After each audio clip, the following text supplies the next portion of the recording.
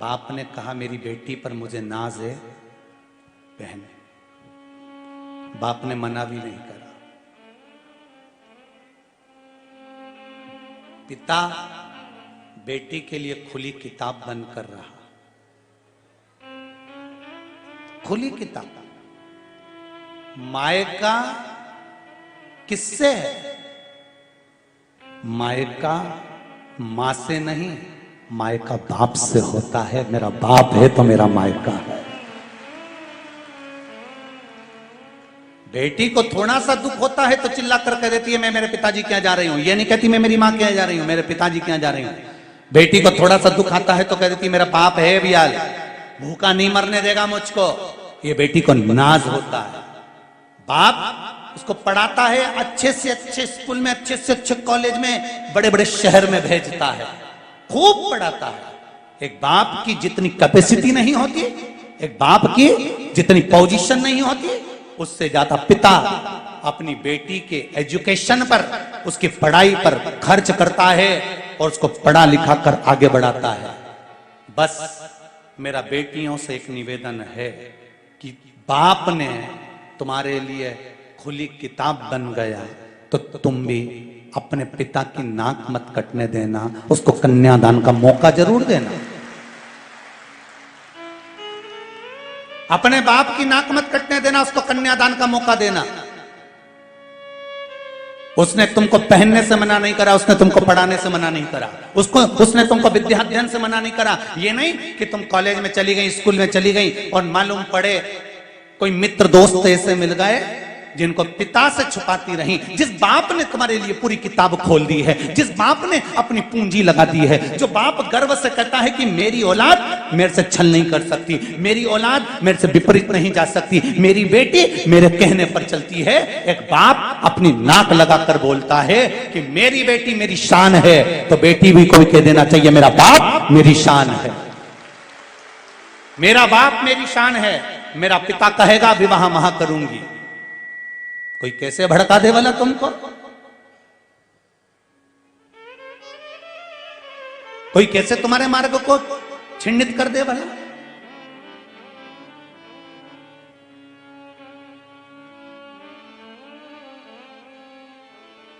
जिसके घर में बेटी का जन्म होता है, मेरी बहनें बैठी हैं, आस्था चैनल पर जितनी माताएं सुन रही हैं, जितने पुरुष वर्ग सुन रहे हैं, जितने फेसबुक और यूट्यूब पर कथा सुनने वाले हैं, उनको भी नमन कर कर कहूंगा। जितनी माताएं यहां बैठकर कथा सुन रही हैं उनको भी कहूंगा, जिस माँ बाप के घर में बेटी का जन्म होता है, उस बेटी का कन्यादान यदि माता पिता नहीं करते हैं तो 94 तरह का नरक मां और बाप को भोगना पड़ता है। और उस नरक से बचा सकती है बेटी, उस नरक से बचा सकती है बेटी। बेटी कह दे आपकी और हमारी मित्रता है, आप हमारे दोस्त हो, फ्रेंड हो, हमारे दोस्त बनकर रही है, पर विवाह का निर्णय तो मेरा पिता ही रहेगा और मेरी मां की गोद में बैठ खेली हूं, मेरी मां ही निर्णय करेगी कि मुझे शादी कहां करना है। मेरे जीवन का पहलू मेरे माता पिता निश्चित करेंगे। आज के जमाने में नया नया प्रलोभन देकर, खूब बॉडी शॉडी बनाकर, दूसरे धर्म के लोग भी आपको लुभाने का प्रयास करेंगे, पर हिम्मत आप में होना चाहिए कि डोल कैसे जाओ। हिम्मत आप में होना चाहिए कि कैसे डिग जाए भला।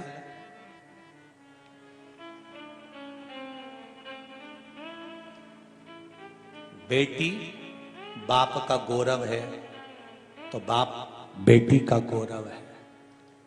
कहते हैं 12 ज्योतिर्लिंग में से एक ज्योतिर्लिंग तो बेटी के नाम पर ही है, सोमनाथ।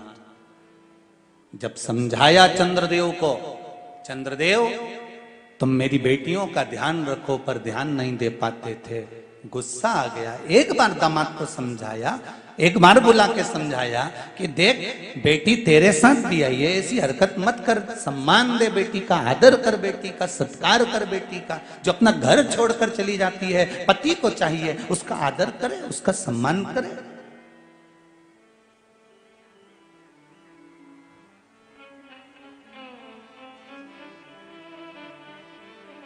पर एक बात समझ में नहीं आती इन पतियों की, कि इनकी बहन को जब तकलीफ होती है तो ये तलवार लेके बंदूक लेके अब भी निपटाऊं वो दामाद की, अब भी रुक जा तू, मैं जीजा के छोड़ूंगा नहीं। बहन के तकलीफ हुई तो ये तलवार और बंदूक लेके दौड़ पड़ते हैं, ये गालियां देना चालू कर देते हैं। और तुम्हारे ही घर में तुम्हारी पत्नी तुमसे दुखी है, वो कौन तलवार लेकर आए?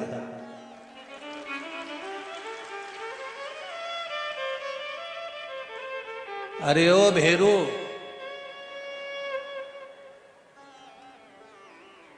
बिना सिंदूर का थोड़ी समझदारी लाई अपनी बुद्धि में।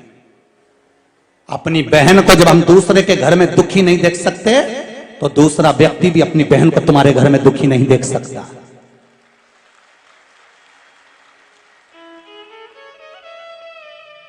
गायत्री परिवार वाले आवाज लगाते हैं, रोज चिल्लाते हैं, रोज कहते हैं हम सुधरेंगे, बोलो जम के। युग, अरे बोलो तो, तुम तो ऐसे बोल रहे हो जैसे कोई मार देगा तुमको। डर के नहीं बोलना है, तुम तो शिव महापुराण की कथा में बैठे हो, तुम्हें कई टेंशन वेंशन लेने की जरूरत नहीं है। हम सब इकट्ठे और महादेव के पट्टे, काय को डरे किसी से? क्यों डरना? गायत्री परिवार वाले कहते हैं हम सुधरेंगे, युग सुधरेगा, हम बदलेंगे।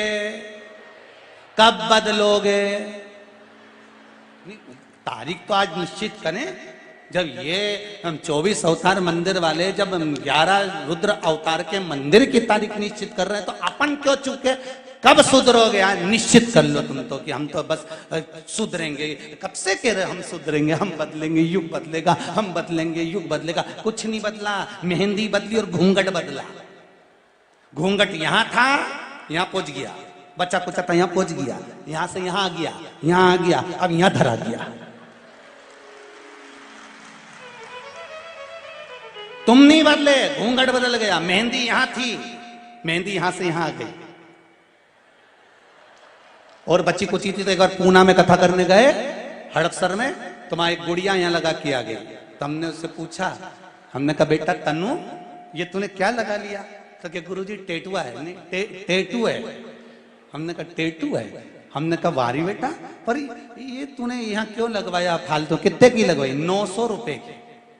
हमने कहा बताओ 900 रुपए का किसी गौ माता को चारा दे देती, 1 महीना खाती बापड़ी, कितनी खुश होती, तेरे को दुआ देती। फालतू का पैसा बर्बाद कर दिया ने, 900 रुपये का यहाँ टेटुआ बनवा के आ गई। ये तो फ्री में बन जाता। तो वो बोली गुरुजी फ्री में कैसे बनता? हमने कहा दीवार पे बना लेती, चिपक जाती। हमें कही फालतू का पैसा बर्बाद करा।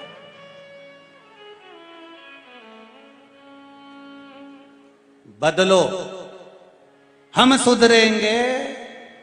वो बोलो तो बोलो, बोलो जरा। अरे भाई शिव महापुराण में पार्वती खंड के अंदर लिखा है जब व्यक्ति का स्वभाव व्यक्ति से ही ठीक नहीं है तो महादेव से कैसे ठीक होगा? विचार तो करो। आपका स्वभाव आपके मोहल्ले में ही ठीक नहीं है, आपका स्वभाव आपके मित्रों से ठीक नहीं है, आपका स्वभाव आपकी पत्नी से ठीक नहीं है, आपका स्वभाव आपकी जेठानी से ठीक नहीं है, आपका स्वभाव आपके सास ससुर से ठीक नहीं है, आपका स्वभाव अड़ोसी पड़ोसी से ठीक नहीं है, आपका स्वभाव आपके रिश्तेदारों से ठीक नहीं है। और विचार करके बैठी है कि मैं भगवान को रिझा लूंगी, भगवान को रिझा लूंगी। भगवान भी सोचे पहले पड़ोसी को तो रिझा ले, घर में सास रूठी पड़ी उनको तो रिझा। देवरानी जेठानी दिन भर लड़ती फिरो और भगवान शंकर का पशुपति व्रत करो कि महाराज ये काम हो जाना। भगवान भगवान भगवान भी बोले कहां से आ गई जगदम्बा, घरे चली जा। काय आई?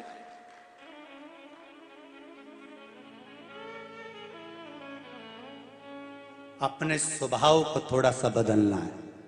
कौन सी तारीख लिखूं कागज पे कि तुम आपसे बदलोगे? हम बदलेंगे, हम सुधरेंगे। का आज की पक्का? पड़ोसन कितनी भी गाली दे अपने नहीं बोलना, बस चोटी कर लेना, पर बोलना नहीं अपने। बोलना कोई कितना ही बोले नहीं, आग लगे बस्ती में, अपन रहो मस्ती में, क्या किसको रोइए चादर ताड़ के सोइए। अपने कई करना है साहब, बताओ ये ऐसा बोल रही, वो ऐसा बोल रहा, अपन तो बढ़िया जो जितना आड़ा टेढ़ा बोले नहीं उतनी तुम खजूर वाली चोटी करके ना बिंदी बिंदी लगाई के ना तुम भगवान का मंदिर जाओ, ऊके और आग लगाओ, जलती रहे, आग लगे बस्ती में। अपन तो जाओ भगवान शिव का भजन करो, कीर्तन करो, नाम जाप करो, थोड़ा सा बदल लो बस, तुम्हें ज्यादा नहीं बदलना है, थोड़ा सा। तुम सब बहुत जोरदार हो, एकदम चकाचक, जितना बैठे उन्हीं कथा में एक भी गड़बड़ नहीं हो, सब जोरदार और सब दमदार। दमदारी है तब तो तुम इतनी आगे खसक खसक के कुछ के बैठी नहीं, कहीं बैठ सको, तो तुम दमदार तो तुम हो और जोरदार भी हो, बस तुम्हें थोड़ा सा बदलना है। बदलना क्या है कि हम हमारे धर्म को, हम हमारी संस्कृति को, हम हमारे संस्कारों को, हम हमारी सभ्यता को आंच नहीं आने देंगे, इसको ऊपर तक लेकर जाएंगे, बस यही चाहिए। श्री शिवाय। शिव महापुराण में जब भी यह मंत्र आए अपने हृदय की बात शिव से जरूर कहिए। श्री शिवाय नमस्तुभ्यं, श्री शिवाय नमस्तुभ्यं, श्री शिवाय नमस्तुभ्यं। शिव से कहिए। पार्वती मैया, एक पिता ने अपनी बेटी के लिए चंद्रदेव को समझाया और चंद्रदेव को समझाने के बाद जब चंद्रमा नहीं माने तो श्राप दे दिया कि तुम्हें काया का रोग होगा। बेटी अगर दुखी होती है तो बाप का भी हृदय रोता है। पिता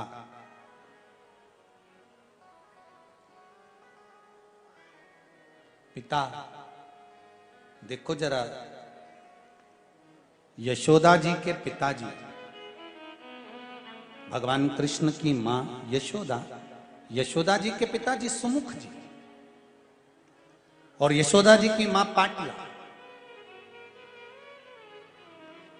सुमुख और पाटला दोनों को मालूम पड़ा कि मेरी बेटी यशोदा जी के यहां संतान नहीं, तो सुमुख और पाटला जी ने नियम बनाया कि यमुना जी के घाट पर जाना है, यमुना जी की स्तुति करना है, यमुना जी से प्रार्थना करना है और बेटी के घर में संतान हो जाए ऐसी प्रार्थना करना, ऐसा निवेदन करना। सुमुख यशोदा जी के पिताजी, पाटला यशोदा जी की मां, दोनों ने विचार किया। समय आया, विनय करा गया, निवेदन करा गया, तब बेटी को दुखी देखकर मां और बाप भी दुखी थे कि इसके घर में संतान क्यों नहीं है, इसके घर में औलाद क्यों नहीं है। जब हमारे घर में कुछ सुख आता है ना तो सबसे पहले माता पिता सुखी हो जाते हैं। हमारे घर में कुछ अच्छा होता है तो घर के माता पिता प्रसन्न हो जाते हैं, प्रसन्नता होती है। अब आज पाटला देवी ने मन में विचार कर अपने पति से कहा, सुमुख जी से, स्वामी यशोदा जी के घर में संतान नहीं है, कुछ कृपा परमात्मा की हो जाए तो संतान हो जाए। सुमुख जी ने कहा, अगर शिव चाहेंगे, राम मेरे भगवान नारायण चाहेंगे तो होगी संतान। और बाप और मां दुखी थे, यमुना जी से विनती करी तो यमुना जी ने एक बार कहा सुमुख जी से, यशोदा जी के पिताजी से कहा, सुमुख जी तुम अपनी बेटी के घर संतान चाहते हो? हाँ। कभी तुमने ये नहीं कहा कि मेरे बेटे के घर संतान हो जाए? सुमुख जी कहते हैं, यमुना मैया, जब मैं अपनी बेटी के घर के लिए कुछ मांगूंगा तो ये मुझे विश्वास है कि मेरे घर में तो खुद अपने आप संपदा बढ़कर चढ़कर चली आती है। खुद शिव महापुराण में पहले कहा है, तीन को देने से कभी नहीं घटता। पहला बहन बेटी को देने से नहीं घटता, दूसरा गौमाता को देने से नहीं घटता और तीसरा संत और ब्राह्मण को देने से नहीं घटता। इनको देने से कभी नहीं घटेगा। आपके घर में बहन बेटी आए, आप कुछ निकाल कर उनको दे रहे हो तो समझ लेना तुम्हारे सामने कोई काल आने वाला था, वो टल रहा है, इसलिए बहन बेटी अचानक तुम्हारी यहाँ आ गई, उसको निकाल कर कुछ दे दीजिए। गौ माता तुम्हारे दरवाजे पर आ जाए, एक बार तुमने रोटी दे दी, हो सकता है वो दूसरी बार भी आ सकती है, तीसरी बार भी आ सकती है, तो उसको भगाना नहीं है, आधा रोटी का टुकड़ा और दे दीजिए उसको, कुछ नहीं घटेगा। हो सकता है आज तुम्हारे यहाँ कोई काल आने वाला था, इसलिए गौ माता आकर खड़ी हो गई है। संत ब्राह्मण अचानक आपके दरवाजे पर आकर खड़े हो जाएं, आप उनसे निवेदन करो, संत ब्राह्मण को एक गिलास पानी पिला दो, कुछ बन सके तो मुख मीठा करा दो। संत ब्राह्मण अगर तुम्हारे दरवाजे पर पहुंचे हैं तो कुछ देने का प्रयास करना, इनको देने से कभी घटता नहीं है। ब्राह्मण को देने से, संत को देने से, गौ माता को देने से, बहन बेटी को देने से कभी नहीं घटेगा, बढ़ेगा, घटने वाला नहीं, ये बढ़ता है।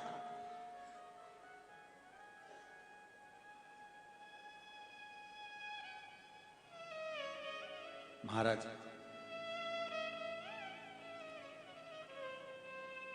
पार्वती की विदाई हो रही है,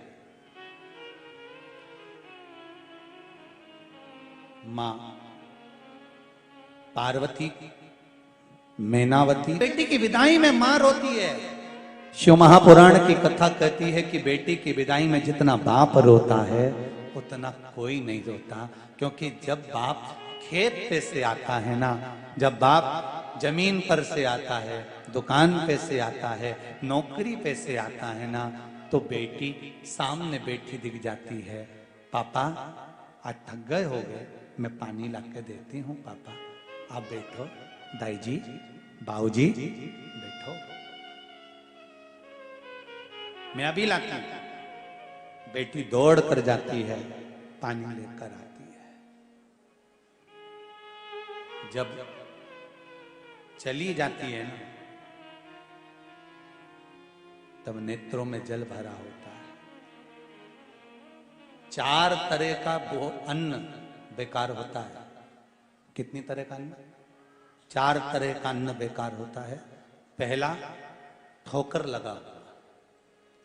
जिस अन्न की थाली में, जिस भोजन की थाली में ठोकर लग जाए, वो नाली में पड़े हुए भोजन के बराबर होता है।